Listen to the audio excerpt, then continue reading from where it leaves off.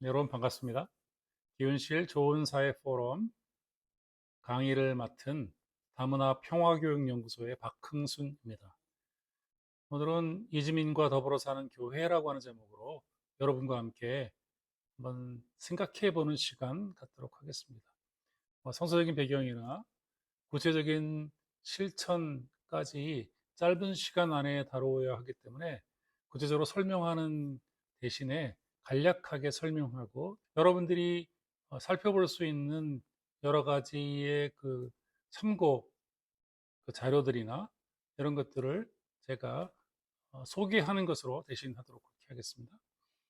그 강의를 시작하면 꼭 하는 일 중에 하나가 무엇이냐면 잠시 멈춤입니다. 우리가 어디로 가고 있는가? 우리는 지금까지 무엇을 해왔는가? 우리는 누구를 주목하는가? 이런 질문을 던지고 그 답변을 들으려 하면 잠시 멈추지 않고는 그것을 할 수가 없습니다. 잠시 멈춘다는 건 나를 돌아보는 것이기도 하고요. 이웃을 돌아보는 것이기도 하고, 그다음에 역사와 어, 대면하면서 그것의 의미와 가치를 돌아보는 거라고 할 수 있습니다. 그래서 여러분들이 나중에 그 어떤 프로그램을 진행하시든지 간에 그렇게 잠시 멈춤하는 그런 시간을 가지시면 좋을 것 같습니다.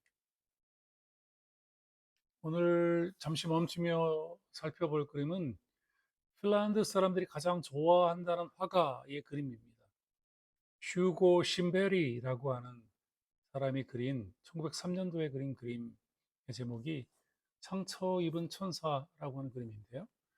이 그림을 여러분들이 잘 살펴보시면 찾아보시면 어디서든지 쉽게 찾아볼 수 있으실 텐데 이 그림을 그려놓고 이 그림을 왜 그렸는지 이 그림의 의미가 무엇인지 이 화가는 말하지 않았습니다. 그러면서 우리에게 그 그림이 담고 있는 의미 그리고 이것을 왜 그렸는지 해석할 수 있는 기회를 우리에게 준 것이죠. 저는 이 그림을 보면서 우리에게 필요한 것은 바로 이런 거다. 지금 그림을 보고 해석할 수 있는 힘과 또 그 시각 관점을 내가 갖고 있는지를 성찰하는 것처럼 우리 앞에 주어져 있는 여러 가지의 문제나 상황이나 주제를 내가 어떤 관점으로 어떤 시각으로 볼 것인가 그것이 그 갖고 오는 결과는 다를 수밖에 없다. 뭐 이런 생각을 해볼 수 있을 것 같고요. 그림은 나중에 한번 기회가 있으시면 꼭 찾아보시면 좋겠습니다. 또 그림 얘기를 하나 더 하려고 합니다. 독일에서 활동했던 그 가톨릭 신부 중에 지거 쾌더라고 하는 신부가 그린 그림이 있는데 이분의 그린 그림은 굉장히 놀라운 상상력을 우리에게 그 불러일으키는 그림들이 되게 많이 있습니다. 제가 이분이 그린 그림 중에 십자가의 달리심이라는 그림을 보고 엄청난 충격을 받았거든요. 그것도 여러분들이 인터넷 자료를 살펴보시면 그 찾아보실 수 있을 텐데요. 십자가의 달리심이라고 하는 그림, 보통 십자가의 달리심이라고 하는 그림을 살펴보면 예수께서 십자가에 그 달려서 대상화되어 있는 그림, 십자가에 달려 있는 모습을 그린 그림을 십자가에 달리신이라고 하는 제목으로 우리에게 소개하고 있는데 또 지각 쾌더 신부의 그림을 보면 이 그림은 십자가에 못 박히고 있는 예수께서 그 주변에 둘러 있는 사람들의 얼굴을 보면서 예수의 시각으로 주변의 사람들의 모습을 그려놨습니다. 엄청난 관점의 전환, 시각의 전환이라고 할 수 있겠죠. 그래서 우리에게 필요한 건 바로 이렇게 늘 익숙하고 잘 알고 편안한 시각과 관점이 아니라 전혀 다른 관점에서 바라볼 수 있어야 지금까지 우리가 경험하지 않았던 내용들에 대한 답변을 찾을 수 있다라고 할 수 있겠습니다.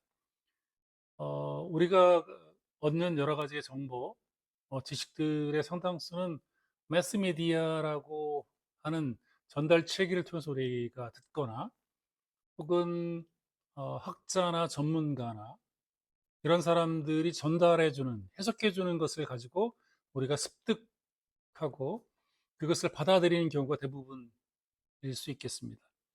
그래서 학교나 교회에서도 수동적으로 그것을 듣기만 할 때 내가 이것이 옳거나 혹은 이것이 적절하거나 이것이 바람직하다거나 하는 생각을 할 기회가 우리에게 주어지지 않을 경우가 많이 있거든요.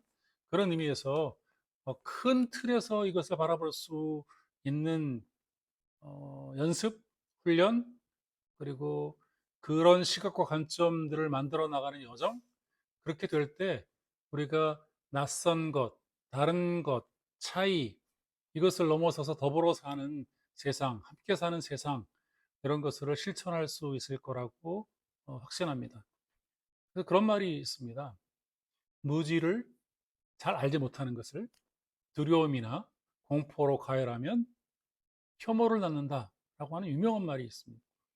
그러니까 우리가 잘 모르기 때문에 모르는 것에 대해서 약간 불안하잖아요.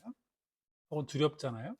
그럼 거기에 주변의 사람들이 이렇게 공포스러운 일들, 두려움을 이렇게 그 부채질을 하면 차별이나 혐오, 편견, 선입견 이런 것들이 나온다라고 하는 말입니다.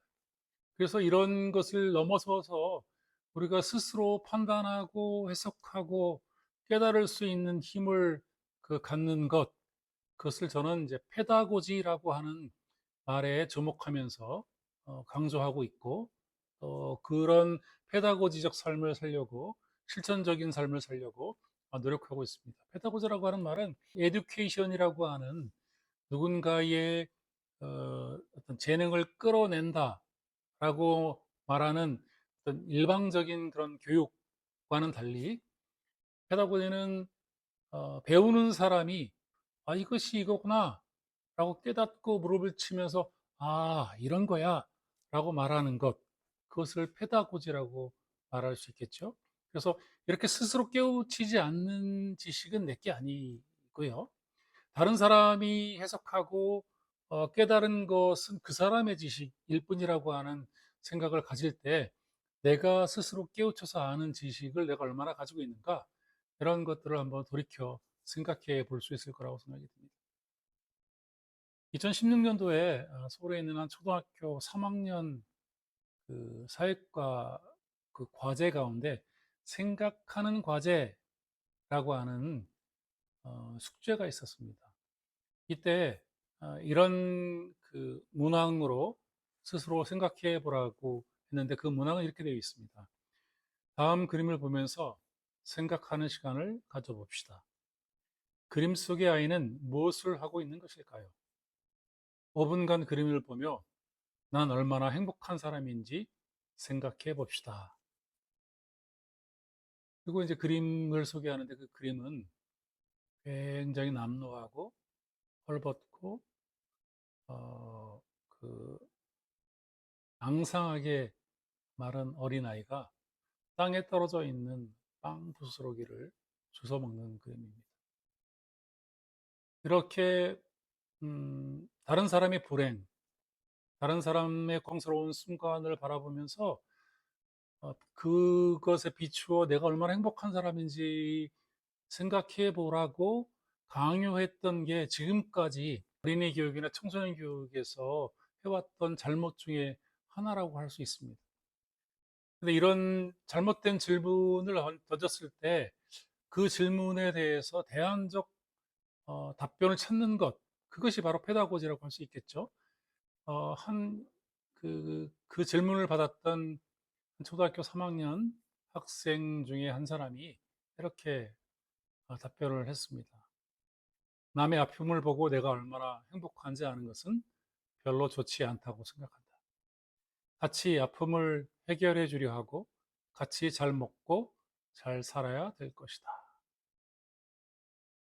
어리석은 질문에 현명한 답변을 찾은 이런 어린 학생의 지혜는, 이런 답변은 어떻게 나왔을까요?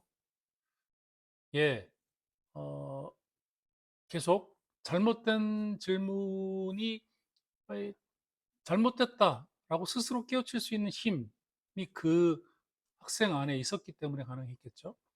우리는 질문이 잘못됐다라고 생각하기 이전에 그 질문에 답변을 찾으려는 훈련이 더 먼저 되어 있는 것 같습니다. 그런 의미에서 스스로 깨우쳐 하는 힘이 우리에게 있는지 여부를 꼭 질문할 수 있으면 좋을 것 같습니다.